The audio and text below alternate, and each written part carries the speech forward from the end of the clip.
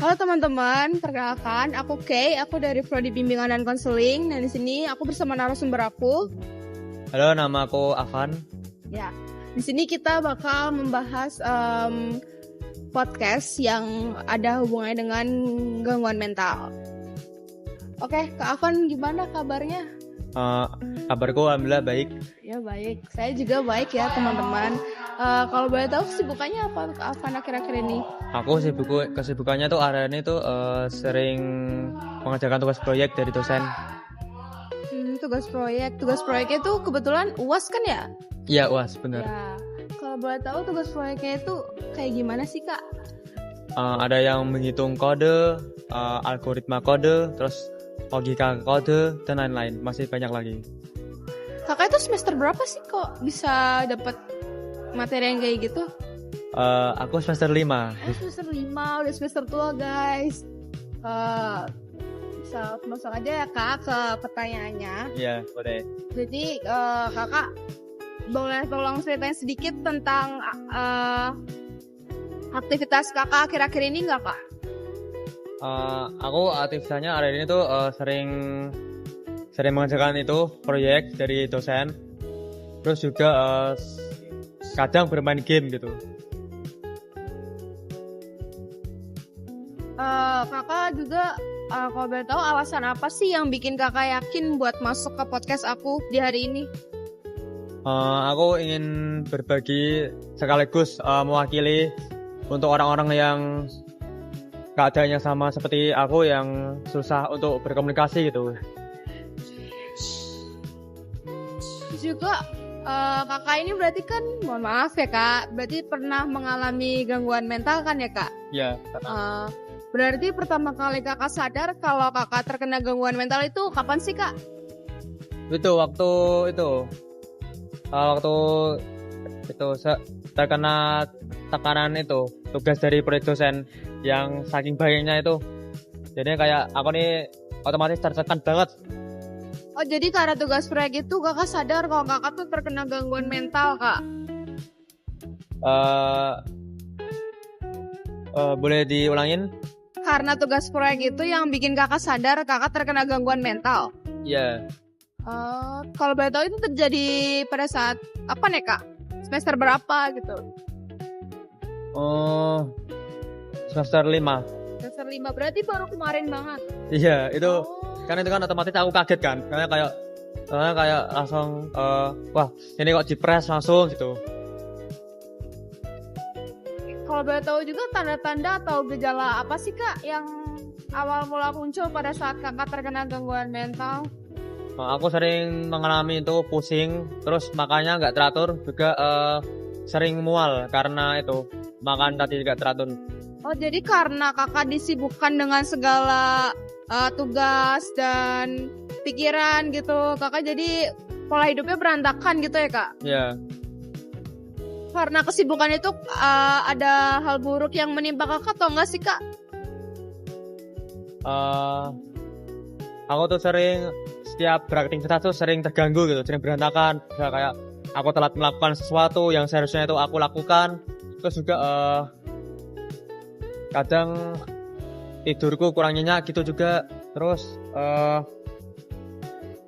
setiap aku melakukan aktivitas tuh selalu terbalik-balik gitu loh. Jadi kayak ini ada yang lupa, ada yang nggak pas gitu. Jadinya berantakan gitu. Jadi karena stres kakak jadi kayak terkena kayak tekanan dan bikin semuanya jadi berantakan gitu ya Kak? Iya benar. Terus kalau boleh tahu reaksi kakak pas pertama kali tahu kakak mengalami gangguan mental itu apa sih Kak? Kayak gimana gitu reaksinya? Reaksinya tuh ya sedikit mengganggu aktivitasku sehari-hari gitu. Intinya mengganggu diriku kalau mau ingin melakukan sesuatu tuh terganggu semuanya, berantakan itu. Jadi gak positif. Tapi pas kakak tahu kakak kena gangguan mental itu kakak kaget gak? Atau kayak panik atau gimana gitu gak Kak? Sedikit bingung sih. Ini bagaimana solusi yang tepat, solusi yang benar, solusi yang praktis gitu. Jadi setelah kakak merasa bingung itu kakak memutuskan untuk apa Kak? Memutuskan, aku sering itu cerita ke pasangan, ke kerabat, tapi aku nggak cuman cerita ke pasangan dan teman dan sahabat dan kerabat keluarga. Aku itu pernah ke profesional, psikiater profesional gitu. Untuk menceritakan apa yang kakak rasa mengganggu di kakak gitu ya. Ya, yang aku rasakan. Terus juga kalau boleh tahu tantangan terbesar apa sih yang kakak hadapi selama kakak terkena situasi yang tidak mengenakan kemarin? Yang salah satunya itu menahan emosi, mengontrol emosi dan pikiran. Nah, Itu tantangan terbesar ya kak? iya, itu aku ngerasa itu salah satu tantangan terbesar sih. Karena soalnya kalau kita salah sedikit itu ya kita bisa menyerang orang lain gitu. Hanya bermodalkan pikiran dan emosi. Terus kalau misalkan emosi gitu kakak pernah melampiaskan ke pasangan atau ke siapa gitu nggak kak? Aku bersyukur gak pernah sih melampiaskan ke siapa-siapa apalagi pasangan. Aku lebih ke melampiaskan ke hobiku, ke rutinitasku. Terus gimana kak? Selama mengalami gangguan mental kemarin, pasti kan mental kakak nggak stabil tuh, emosi nggak stabil juga. Komunikasi kakak sama pasangan itu gimana sih kak? Itu sangat mempengaruhi sih. Aku tuh sering cerita, cuman aku ceritanya tuh nggak full dan kadang tuh aku berbohong gitu. Jadinya nggak sepenuhnya ini yang aku rasakan lah, yang aku rasakan sekarang. Berarti kakak itu beberapa kali pernah bohong atau nggak jujur gitu nggak sih kak sama pasangan terkait emosi yang kakak rasakan? Ya sering banget, sering. hampir selalu malah. Jadi karena kalau misalkan kakak nggak jujur sama emosi yang kakak rasain itu, solusi kakak gimana tuh kak?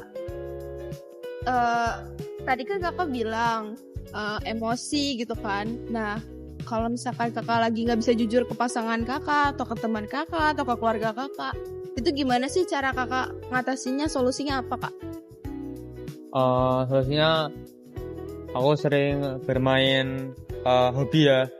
Aku sering badminton dan futsal sama teman-teman gitu. Tapi selama kakak menjalankan hobi ini, ada yang terhambat nggak sih kak karena emosi kakak? Sampai saat ini yang aku rasakan tuh bersyukur nggak ada. Jadi kayak aku setiap hobi itu aku bisa bebas berekspresi. Jadi kalau kakak udah ngelakuin hobi kakak, udah lumayan bisa menenangkan pikiran kakak untuk sesaat gitu ya? Iya, bisa menenangkan. Terus apa sih momen paling sulit yang kakak bisa ceritain di sini gitu? Boleh diulangin? Momen paling sulit yang kakak rasain selama kakak terkena gangguan mental kemarin yang bisa kakak ceritakan di sini gitu loh. Momen tersulit. Itu sih kalau misalnya ada orang kan, terus orang nanyain keadaanku baik-baik saja, itu aku jawabnya baik-baik saja, padahal kenyataan nggak gitu.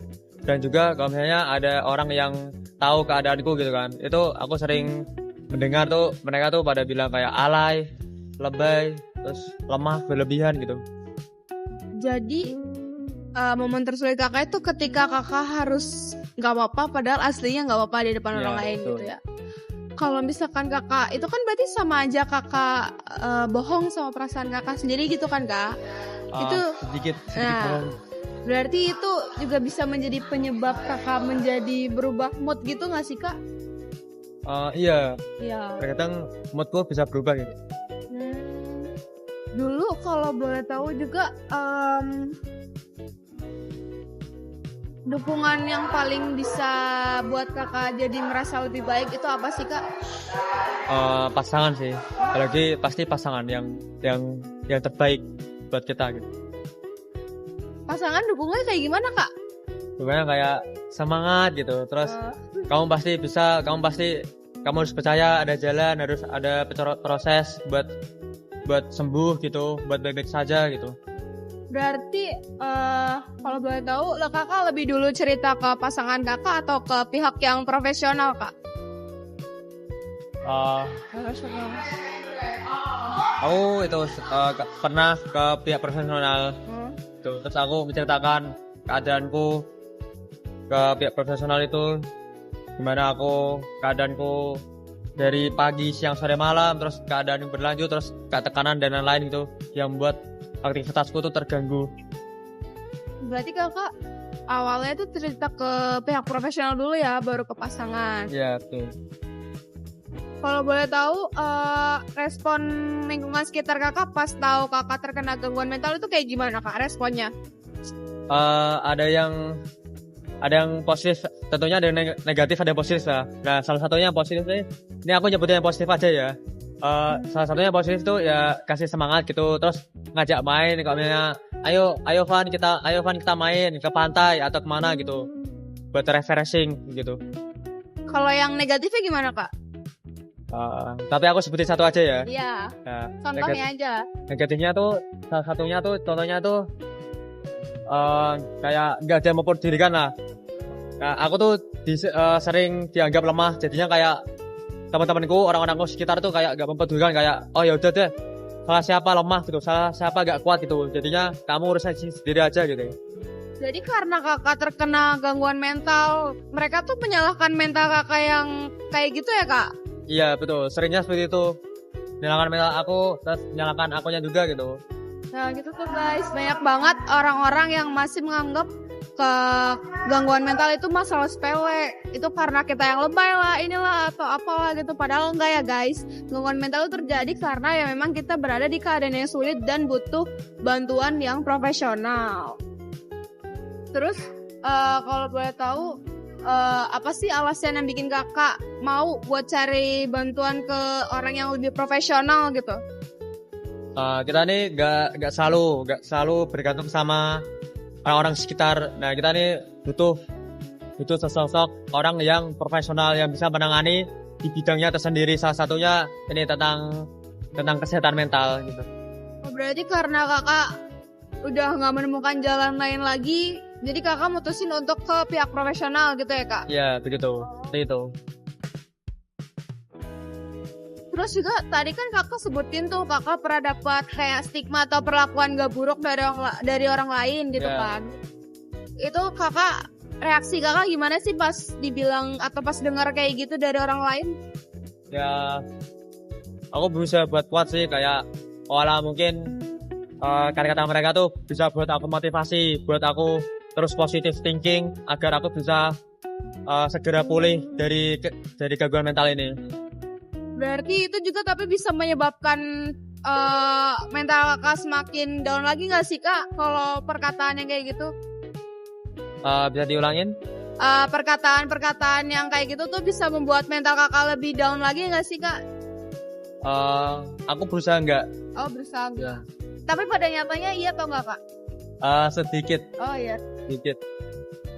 Terus juga kalau boleh tahu nih kak, menurut kakak kesalahpahaman terbesar masyarakat terhadap orang yang terkena gangguan mental itu apa sih kak?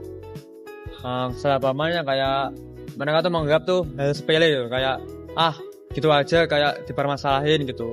Kayak semua orang juga bisa kali, bisa kuat, nggak kamu doang yang kayak gini gitu. Padahal aslinya dirasakan lebih ribet lagi, lebih sulit lagi gitu ya kak? Iya betul, lebih ribet banget lah, berantakan. Terus kalau boleh tahu nih kak, apa sih hal yang bisa bikin kakak bertahan atau pulih dari kondisi kemarin?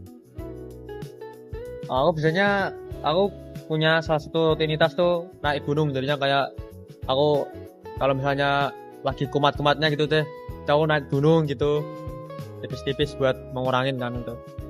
Berarti kegiatan-kegiatan yang kayak naik gunung, buat badminton, sama futsal tadi tuh bisa bikin kakak lebih apa ya? Nggak melupakan sih, tapi lebih kayak mengurangin pikiran kakak. Iya. Jadi kita nggak harus bergantung pada orang sekitar ataupun orang profesional. Kita harus bergantung pada semuanya, kita serata gitu. Tapi pernah nggak sih kakak merasa kayak setelah pas kakak ngelakuin aktivitas yang kakak suka juga, pikiran-pikiran yang mengganggu kakak itu tetap ada gitu? Ada sih, selalu dan sering. Jadi pas kakak melakukan aktivitas-aktivitas yang kakak sukain itu, kakak merasakan yang pikiran yang nggak enak itu? Ya kayak, tapi itu hanya sesaat, hanya terlintas di otakku gitu. Tapi nanti hilang sendiri. Nanti aku kembali lagi fokus sama hobi dan rutinitasku. Tapi kalau misalkan itu nggak hilang-hilang, kakak memutuskan untuk kayak gimana kak? Boleh diulang? Kalau misalkan pikiran itu tuh nggak hilang-hilang, jadi kayak ada terus nih selama kakak melakukan aktivitas itu. Solusi dari kakak itu gimana sih kak? Sampai saat ini aku itu sih belum pernah merasain. Tapi kalau misalnya aku permisalannya itu aku solusinya tuh ya mungkin aku menjalankan rutinitas naik gunung itu aku sendirian, nggak sama teman-teman. Soalnya biasanya tuh aku rutinitas naik gunung tuh bersama teman-teman kan. Nah tapi itu aku bisa sendirian gitu. Kalau misalnya benar-benar gak ada sesuatu lain. Tapi kalau misalkan pas kakak sendirian, itu ada bedanya nggak sih kak sama yang kalau misalkan kakak ngelakuin aktivitasnya rame-rame bareng sama teman? Kayak kalau misalkan orang yang terkena situasi kayak kakak kemarin, itu kan cenderung lebih suka menyendiri gitu kan ya kak? Kakak sendiri pas mengalami gangguan mental kemarin, merasa kakak butuh sering ditemani orang lain atau justru kakak lebih suka menyendiri? Lebih suka menyendiri karena aku juga berpikir kalau misalnya aku bergantung pada orang lain itu justru aku malah mempersulit, malah mana berantakan lah gitu. Terus kalau misalkan perkembangan terbesar kakak sejauh ini itu sampai mana sih kak, kalau boleh tahu? Kenapa? Perkembangan kakak sejauh ini sampai mana sih? Ya aku bisa mengontrol emosi salah satunya, terus ya bisa berpikir positif, melakukan hal positif buat kedepannya gitu. Itu juga terjadi karena kakak yang udah konsultasi secara teratur kan ya kak, ke pihak profesional, terus juga kakak mendapatkan dukungan yang positif dari keluarga dan pasangan kakak. Ya. Jadi 3 hal ini sangat berpengaruh ya kakak. Ya, sangat amat berpengaruh. Yang paling berpengaruh apa nih kak?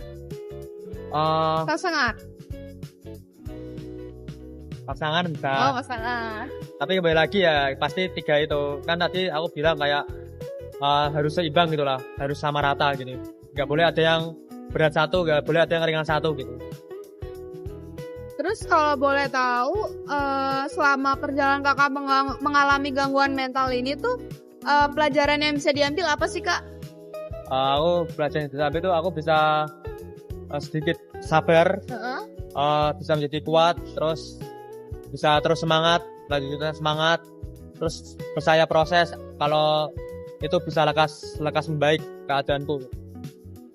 Ada yang mau kakak sampaikan nggak sama orang-orang yang sedang mengalami hal yang sama seperti kakak dulu?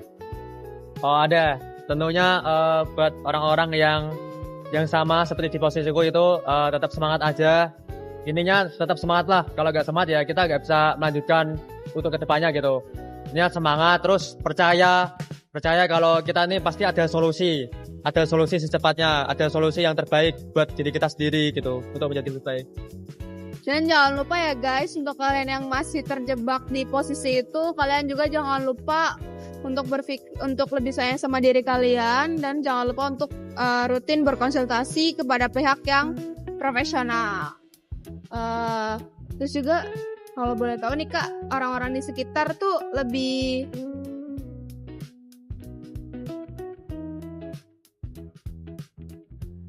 gimana sih kayak kondisi orang di sekitar kakak? Kayak misalkan lebih peduli atau nggak acuh gitu, kayak bodo amat gitu ke orang yang terkena gangguan mental? Ada yang peduli, ada yang acuh. Tapi kebanyakannya gimana kak? Kebanyakannya itu bersyukur tuh, kebanyakannya tuh itu peduli.